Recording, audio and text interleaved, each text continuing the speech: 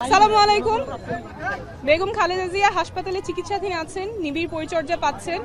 ওনার শারীরিক অবস্থা ক্রিটিক্যাল, তবে স্থিতিশীল আছেন। উনি এখনো ফাইট করছেন। নিরাপদ দূরত্ব থেকে সব সতর্কতা মেনে আমার ওনাকে দেখার সুযোগ হয়েছে। উনি সজ্ঞানে আছেন, সজাগ আছেন। চিকিৎসক এবং নার্স যে ওনাকে নির্দেশনা দিচ্ছেন সেগুলো উনি ফলো করতে পারছেন। ওনার শারীরিক অবস্থা ক্রিটিক্যাল, তবে উনি ফাইট করছেন এবং দেশবাসীর কাছে আহ্বান থাকবে ওনার দ্রুত আরোগ্যের জন্য সকলে দোয়া করবেন। উনি দল মত সব কিছুর ঊর্ধ্বে উঠেই সব সময় ফাইট করেছেন, সহনশীলতার প্রতীক ছিলেন।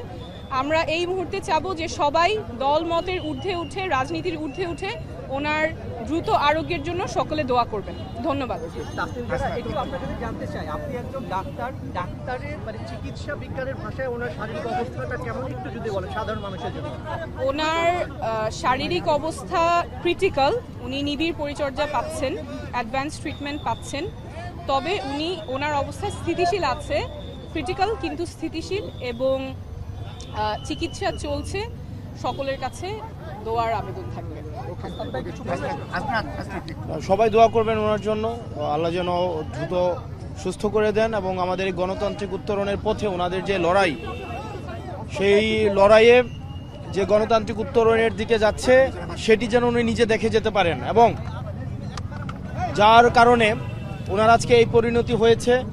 একটা ক্লিনিক্যাল একটা অপারেশনের মধ্য দিয়ে উনি গিয়েছেন, ওনাকে মেডিকেলের অত্যাচারের মধ্যে দিয়ে গিয়েছেন। আমার মনে হয় আল্লাহ ওনাকে হাসিনার ফাঁসি দেখা পর্যন্ত ওনাকে যেন আল্লাহ বাঁচিয়ে রাখেন ইনশাআল্লাহ। ওনাকে সেটি দেখে যেতে আল্লাহ যেন এত ওই জিনিসটা ওনাকে দেখায়, যার কারণে ওনার আজকে এই পরিণতি হয়েছে। আপনি যদি দেখেন যে শারীরিকভাবে ওনাকে জেলের মধ্যে সঠিকভাবে চিকিৎসা নিতে দেওয়া হয়নি। আমরা আজকে শুনেছি যদি কোনো ডাক্তার ওনাকে চিকিৎসা করতে আসতেন তখন ওই ডাক্তারকেও হয়রানি করা হতো 18 পরবর্তী সময়ে, এবং ওই ডাক্তারকেও বিভিন্ন ডাক্তারকে ভয়ভীতি দেখানো হতো ওনাকে যখন চিকিৎসা করতে আসতো।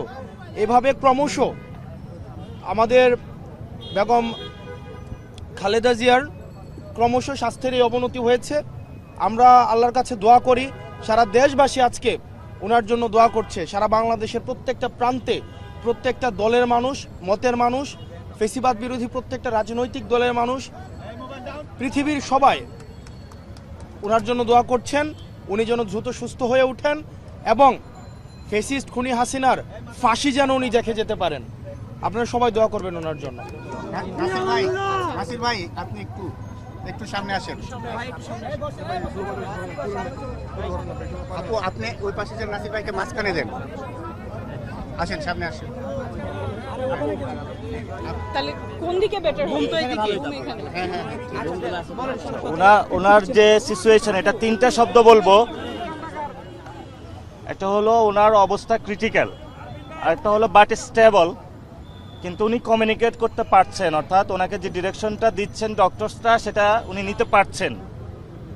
যদি তাহলে কি করব আমরা, আমাদের একমাত্র একটাই, সেটা হলো দোয়া ছাড়া আমাদের কাছে কোনো কিছু নেই এখন।